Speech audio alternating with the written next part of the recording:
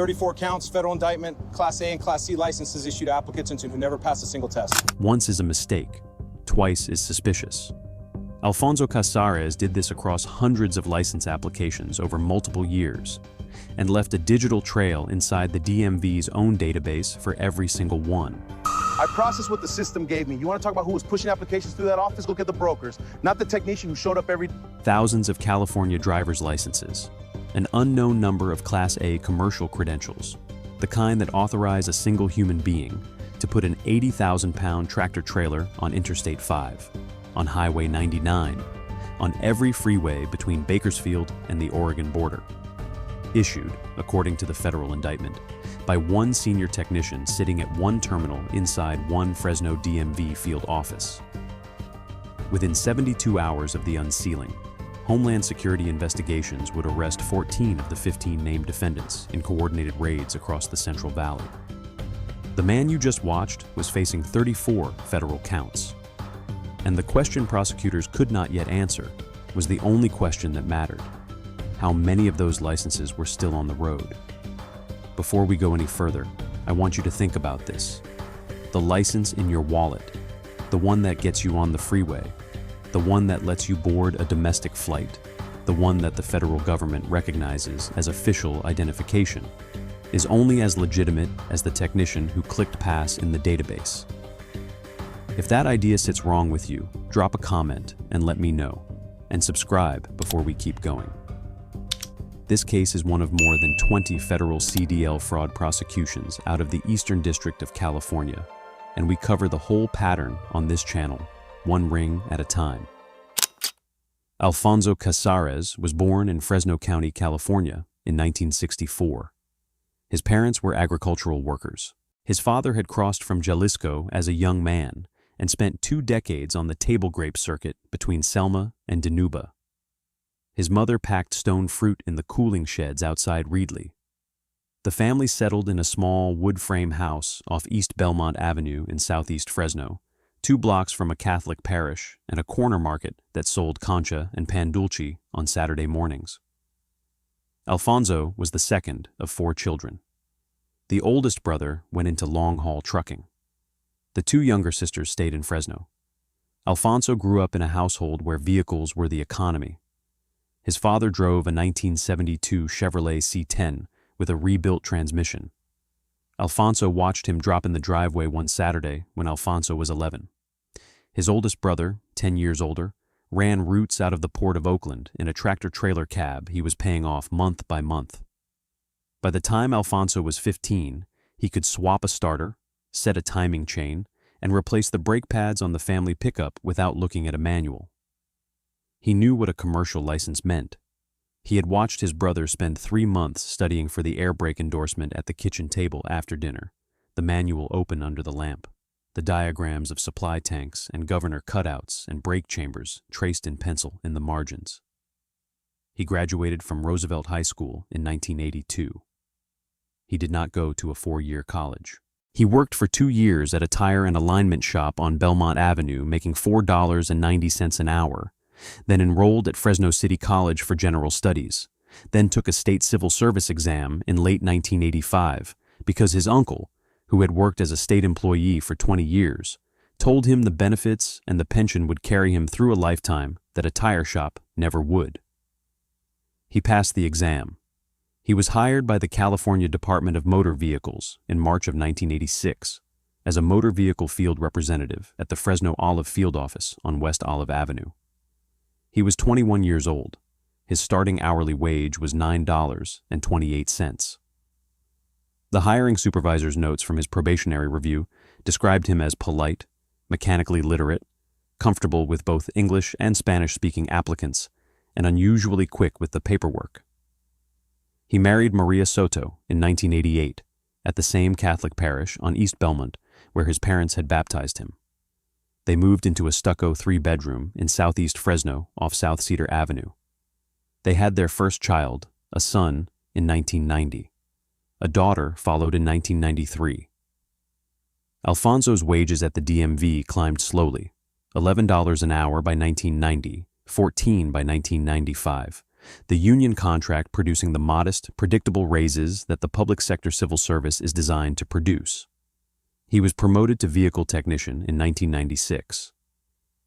The vehicle technician classification is the operational core of any California DMV field office. The staff who sit at the terminals, process license and registration transactions, administer written tests, schedule behind-the-wheel exams, and enter results into the DMV's electronic records system. His evaluations through the late 1990s were consistent, detail-oriented, cooperative with the testing schedule. Bilingual capacity adds value to the Fresno Olive office. Recommended for additional responsibility. In 2003, he was promoted to senior vehicle technician. The senior designation is among the more authoritative positions at a California DMV field office.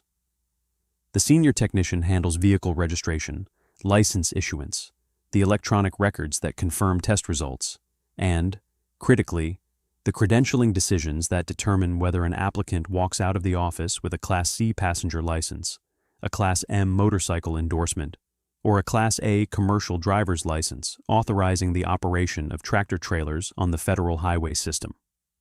The classification carries an annual salary in the high 50s, full state benefits, and the kind of CalPERS pension that the children of agricultural workers in the Central Valley grow up understanding as the closest thing the American economy still offers to security.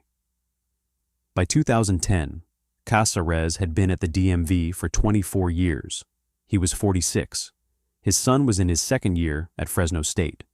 His daughter was a senior at the same Roosevelt High School Alfonso had graduated from in 1982. He had paid down the mortgage on the South Cedar house to the point where 8 more years would have it free and clear. He served on the Union Steward Committee for the Fresno Olive office. The colleagues who would later be interviewed by federal agents described him with words that came easily and meant nothing once the indictment was unsealed. Reliable. Knew the system. Could fix a terminal lockup faster than the technology desk. Brought tamales his wife made at Christmas. That was the man at the terminal. That was the senior credentialing official the state of California had trusted, for a quarter century, to enter accurate test results into the database. And by the time federal agents stepped into the Fresno Olive office in 2014, that trust had been, the indictment alleges, broken so completely and for so long that the prosecutors could not say with confidence how many of the licenses he had personally caused to be issued were still active on California highways. To understand what the indictment alleges Alfonso Casarez did, you have to understand the system he was inside. The California DMV operates roughly 170 field offices across the state. The Fresno Olive office on West Olive Avenue is one of the larger Central Valley locations, processing somewhere between 1,500 and 2,000 transactions a day during normal operations. License renewals, vehicle registrations, identification card issuances, behind-the-wheel test appointments, the written and practical examinations required for new driver's license issuance. The volume runs continuously through the field office's open hours from 7 in the morning until 5 at night. The credentialing architecture is straightforward in its mechanics and breathtakingly trust-based in its design. An applicant walks in. They present their identification documents, a birth certificate or passport for proof of identity, a social security card, 2 proofs of California residency. A technician at the front counter verifies the documents and enters the applicant's data into the DMV's electronic records system. The applicant then takes the required tests for the license class they are seeking. For a basic Class C passenger license, that means a 36-question written examination on California vehicle code, road signs, and basic driving rules, followed by a behind-the-wheel test administered by a DMV examiner in the applicant's own vehicle. For a Class A commercial driver's license, the credential at the operational center of the Casarez indictment, the testing regime is dramatically more rigorous. Federal law, administered by the Federal Motor Carrier Safety Administration, requires CDL applicants to pass extensive written examinations on federal motor carrier safety regulations, vehicle inspection procedures, air brake systems, and the operational specifics of combination vehicles.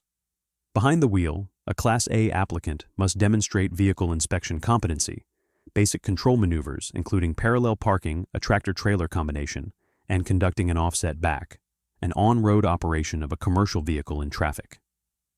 The behind-the-wheel test alone for a Class A typically runs 90 minutes to 2 hours and is administered by a specially trained DMV examiner. The federal rigor is not arbitrary. A Class A driver is authorized to operate a tractor-trailer combination grossing up to 80,000 pounds on the federal interstate system. The public safety stakes of putting an unqualified driver behind the wheel of an 80,000-pound vehicle moving at 65 miles per hour on Interstate 5 are not abstract.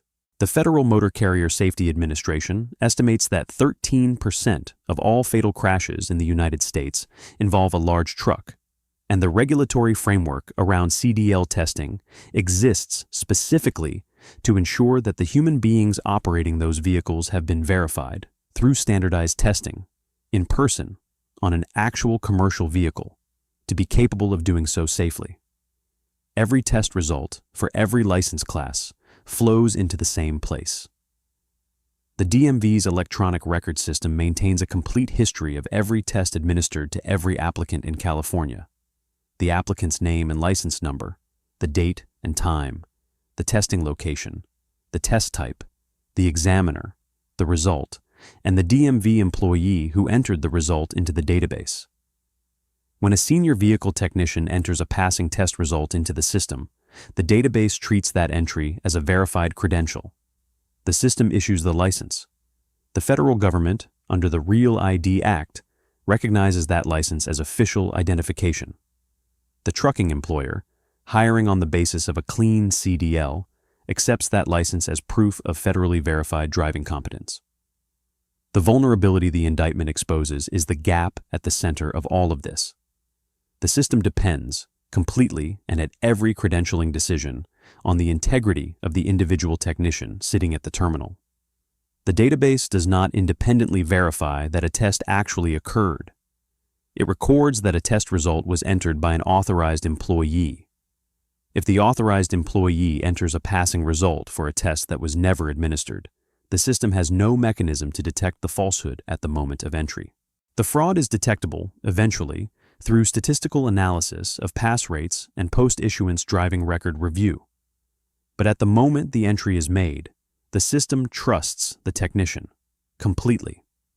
According to the federal indictment unsealed in 2014, the trust the California DMV placed in Alfonso Casarez was, by the time federal agents arrived at his terminal, broken at a scale, and for a duration the prosecutors were still attempting to fully measure. The operation, as the indictment alleges, had a three-role architecture. The recruiter was Yadwinder Singh. According to the second of the two parallel indictments returned in the Eastern District of California, Yadwinder Singh acted as the primary recruiter for the scheme. The recruiting work, by the names of the broker-recruiter network, was conducted within the Punjabi-speaking immigrant community that constitutes a substantial portion of the Central Valley's commercial trucking workforce. The Central Valley's trucking industry has, for more than 2 decades, drawn heavily on a Punjabi-speaking immigrant labor pool. Drivers who came to California from the Indian state of Punjab and from neighboring regions, often through family chain immigration patterns concentrated in Fresno, Yuba City, Selma, and the corridor of small Central Valley towns along Highway 99. The wage premium that commercial trucking offers over agricultural and warehouse labor is significant. A Class A CDL is the credential that unlocks that wage premium. For an immigrant driver whose English language reading proficiency is limited, the federally mandated written examinations on motor carrier safety regulations, vehicle inspection, and air brake systems are a structural barrier. The recruiter's job was to identify those drivers, to make the offer, to collect the customer's personal information and the cash payment, to pass both to the broker. The broker was Manjit Singh. According to the indictment, Manjit Singh allegedly passed the recipient's information and money to Casarez to get the licenses issued. The broker role was the operational hinge, the person who maintained the relationship with both ends of the transaction. The recruiter brought in the customer. The broker handled the money and the personal data. The broker walked the paperwork, the indictment alleges, to Casarez, and Casarez, the indictment charges, did the rest. From his terminal at the Fresno Olive field office, with the authenticated database credentials he had earned over 24 years of state employment, he allegedly entered the falsified test results into the DMV's electronic record system. For each customer the indictment identifies, the database showed the same pattern: a Class C or Class A applicant who, according to the system, had taken and passed the required written and behind-the-wheel examinations. An entry made by Casarez confirming the passing scores, and the subsequent issuance, automated by the database upon the recorded credential verification, of a legitimate California driver's license to a recipient who, the indictment alleges, had not actually passed any test at all. The Class A dimension is where the case's operational gravity sits. A Class C license, the standard California passenger license that the first indictment also charges Casarez with fraudulently issuing, is bad enough as a public safety matter. An unqualified driver on a passenger license operates a vehicle that can hurt other people. A Class A license is categorically different. A Class A license authorizes the operation of a tractor-trailer combination, an 80,000-pound vehicle moving at highway speed through populated freeway corridors. An unqualified Class A holder is a public safety problem of a different order entirely. The federal indictment did not name a complete count of fraudulent issuances. The Eastern District of California's parallel prosecutions of Lisa Teresiano, Kari Scataglia, Donald Freeman, and the broader network of California DMV employees, brokers, and trucking school owners that the federal investigation has produced over the past decade has described, in aggregate, hundreds of fraudulently obtained commercial driver's licenses across the multiple parallel schemes. U.S. Attorney Philip A. Talbert, announcing the completion of prosecutions of 20 defendants across the broader pattern, framed the public safety stakes plainly. The Casarez ring was one of those parallel operations.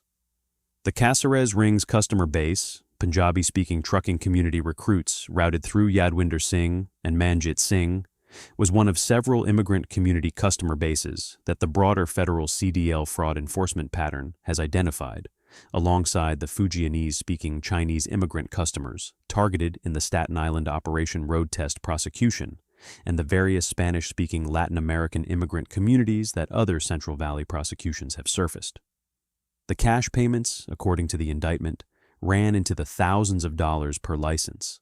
The federal investigators, in tracing the financial architecture, would later document deposits and currency movements through accounts associated with Yadwinder Singh and Manjit Singh that, prosecutors alleged, were inconsistent with the lawful income the defendants had reported. The money trail, as it nearly always is in these cases, was the part that translated most cleanly to federal courtroom evidence. The frequency, the indictment alleges, escalated. What began, the federal investigators would suggest, as occasional one-off fraudulent issuances became, over the months and years of the operation's existence, a routine throughput. A senior vehicle technician at a California DMV field office, sitting at a terminal at the Fresno Olive office on West Olive Avenue, allegedly entered. The federal indictment charges false passing results for an unknown number of applicants in exchange for a cumulative sum of money the federal prosecutors were still attempting to quantify at the time the indictments were unsealed. We are about to get into how this came apart. Before we do, if you have made it this far, you already understand that this channel covers the cases mainstream coverage tends to miss. The CDL fraud pattern in the Eastern District of California has produced more than 20 convictions, and most Americans have never heard of any of them. Subscribe and turn on notifications if you want to see the rest of the pattern. We work through these cases one ring at a time, and the next one is already in production. The signal that brought the federal investigation to Alfonso Casarez's terminal at the Fresno Olive office did not come from a whistleblower. It did not come from a traffic accident. It did not come, in the conventional sense, from the customers themselves. It came from the database.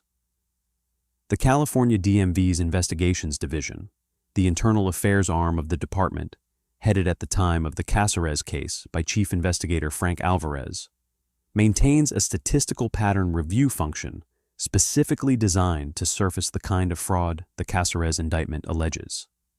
The function is not glamorous. It is not the work of detectives in the field. It is the work of analysts reviewing aggregated test result data, looking for the statistical fingerprints that insider credentialing fraud leaves in the record system, whether the participants understand they are leaving them or not. The fingerprints, the investigations division has learned across multiple parallel California DMV corruption cases, follow predictable patterns. A senior vehicle technician whose recorded test pass rates exceed the realistic capacity of the testing infrastructure surrounding their terminal generates a statistical anomaly the analysts can see. A technician whose entered results show implausible patterns of consecutive passes by applicants whose subsequent driving records suggest they were not actually qualified generates another. A technician whose test result entries cluster on days or times when the testing infrastructure that should have produced those results was not actually operating. When no examiner was scheduled for the behind-the-wheel route, when the testing course was closed for maintenance, when the written examination terminals were locked for the lunch hour, generates a third. The Casarez case, the federal record suggests, was surfaced through that statistical pattern review. Pass rates that exceeded the realistic capacity of the Fresno Olive office's testing infrastructure. Consecutive Class A issuances clustered around a single technician whose pattern of entries did not align with the office's actual examiner schedule. The kind of statistical signal that, once the analysts see it, becomes impossible to look away from. The investigations division's field-level work followed. Investigators reviewed the underlying records, not just Casarez's entries, but the testing facility's actual schedule, the examiner rosters for the days the entries were made, the behind-the-wheel route logs that should have captured every Class A road test the entries claimed had been administered. The investigators looked for the test that, according to Casarez's database entries, had been administered and passed. They could not find it, not the examiner notes, not the route documentation, not the in-person verification that the regulatory architecture requires. What the investigations division had found, in plain operational terms, was a record of tests that the system showed as having occurred, but for which the underlying reality of the test having occurred was not present anywhere in the supporting documentation. A test, in the regulatory framework, is not just an entry in a database. It is an actual event, an examiner, an applicant, a vehicle, a route, a written examination administered on a particular terminal at a particular time. The Casarez entries, the investigators concluded, were records of events that, in the operational reality of the Fresno Olive office, had not happened. That conclusion, once it reached the federal threshold, brought in Homeland Security investigations. The federal interest was not merely the false records. The federal interest was that the false records had produced federally recognized identification documents, California driver's licenses operating under the Real ID Act framework as federal identification, issued to recipients who, the investigators were now developing reason to believe, included a substantial number of individuals whose immigration status made the legitimate federal credentialing pathway unavailable to them. The federal investigation was on. The question was no longer whether the fraud had occurred. The question was how to document it, count it, and prosecute it. The federal coalition that built the Casarez case had a standard architecture. Homeland Security Investigations as the lead federal agency. The California DMV's Investigations Division as the institutional knowledge partner. The U.S. Attorney's Office for the Eastern District of California, under U.S. Attorney Ben Wagner, as the prosecutorial command.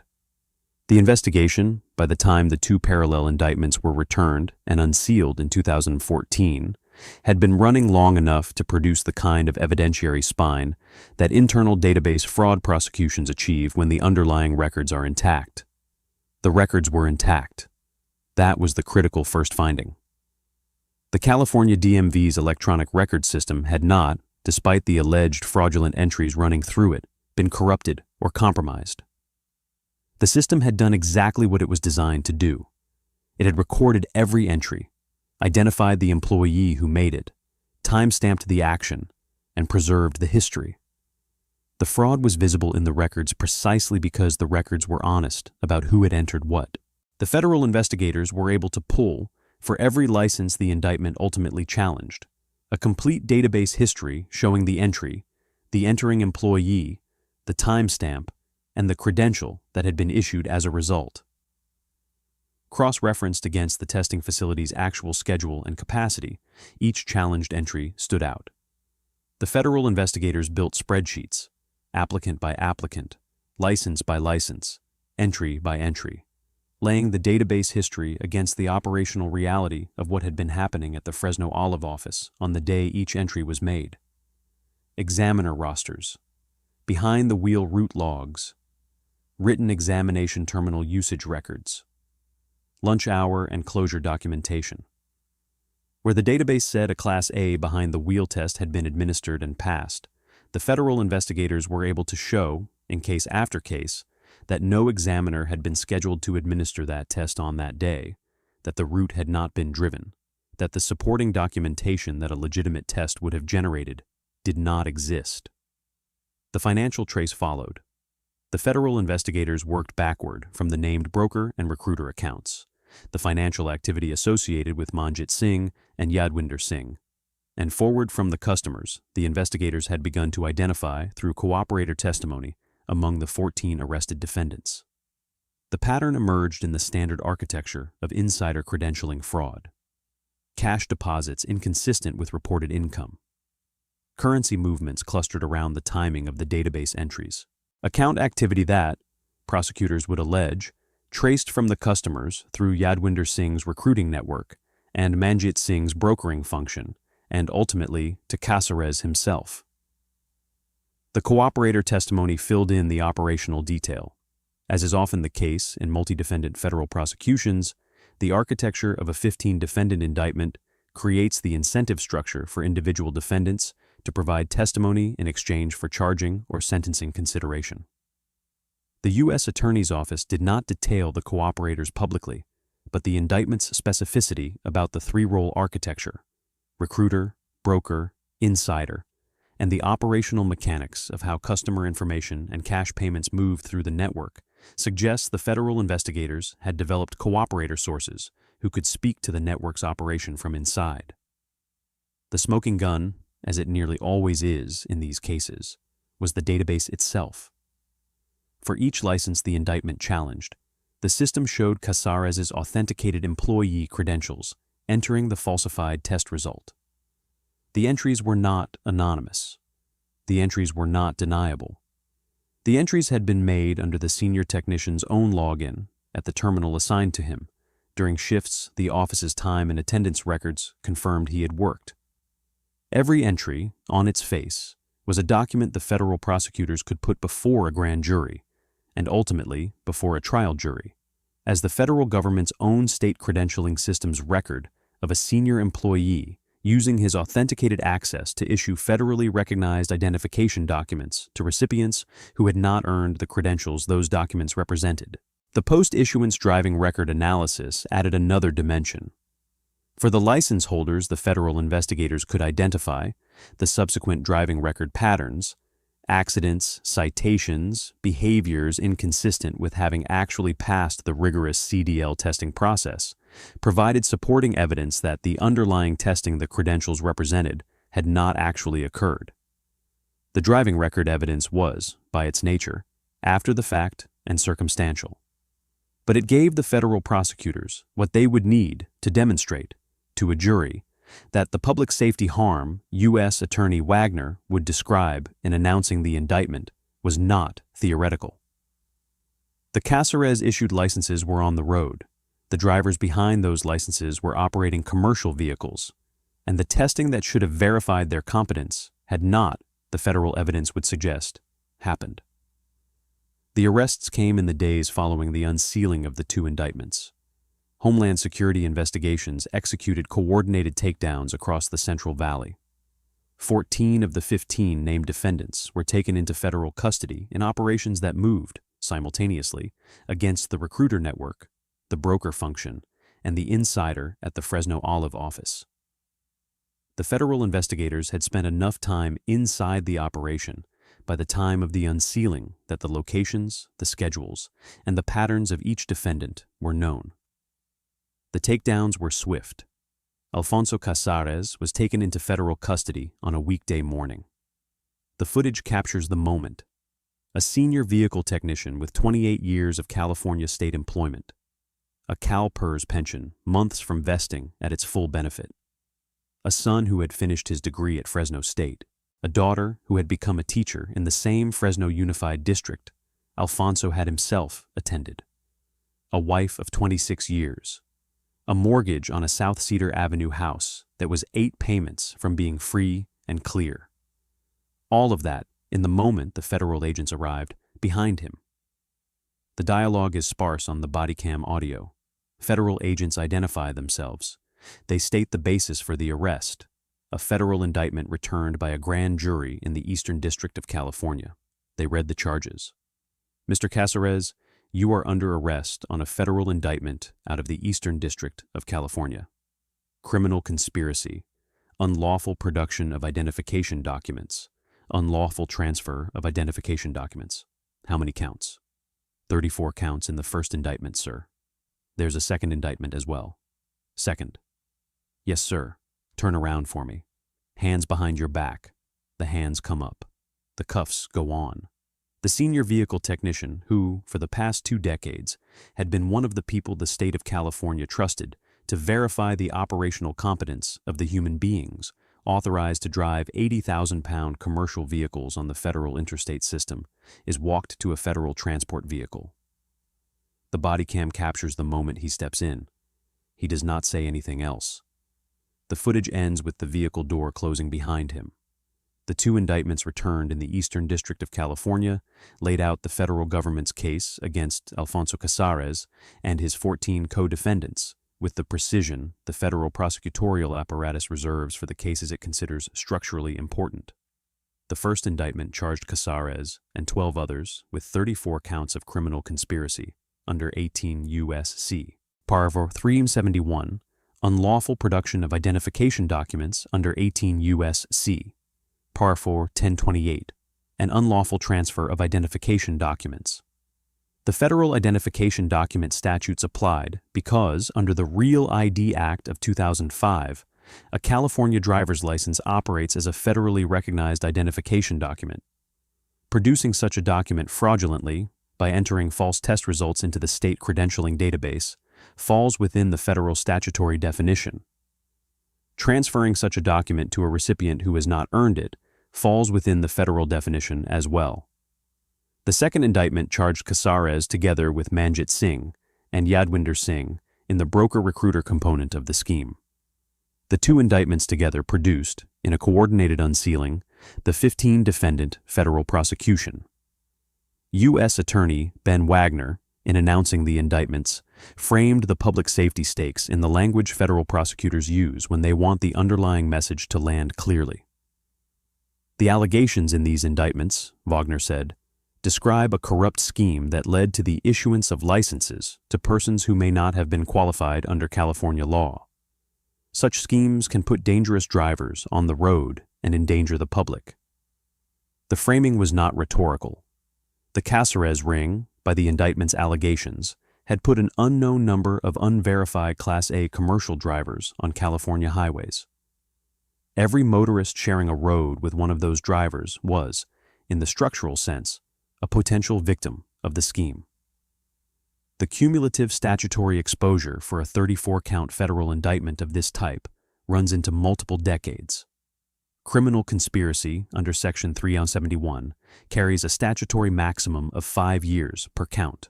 The federal identification document statutes carry statutory maximums that, depending on the specific subsection charged, can reach 15 years per count, with enhancements available where the offense involves a transfer of a means of identification with intent to facilitate other criminal activity. Federal sentencing guidelines for fraud schemes incorporate enhancements for the number of victims, the dollar value involved, the abuse of a position of trust, and the public safety dimension. Senior vehicle technician Casarez's 28-year position at the Fresno Olive office was, in federal sentencing terms, exactly the abuse of trust enhancement the guidelines were written to capture. The Casarez case sat within a broader federal enforcement pattern that, by the time of the indictment's unsealing, had become a documented institutional priority for the Eastern District of California.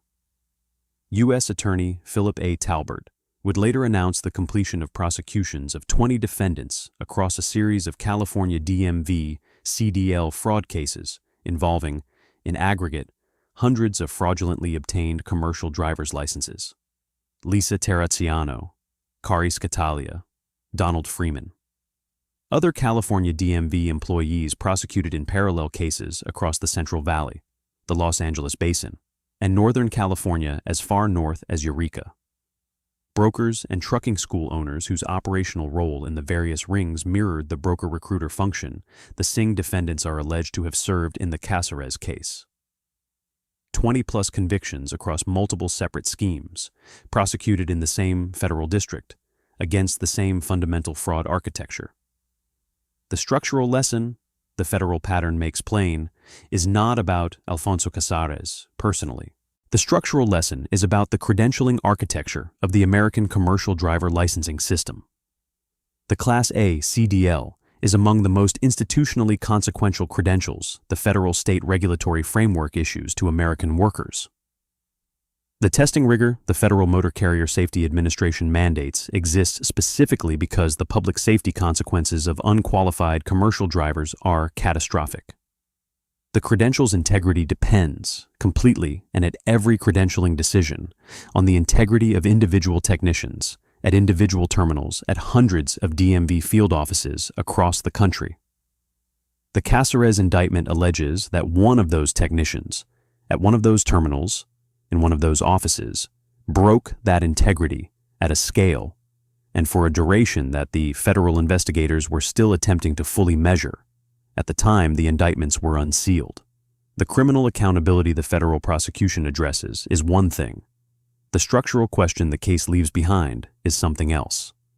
The unknown number of Class A and Class C license holders whose Casarez-issued credentials remain valid on California highways.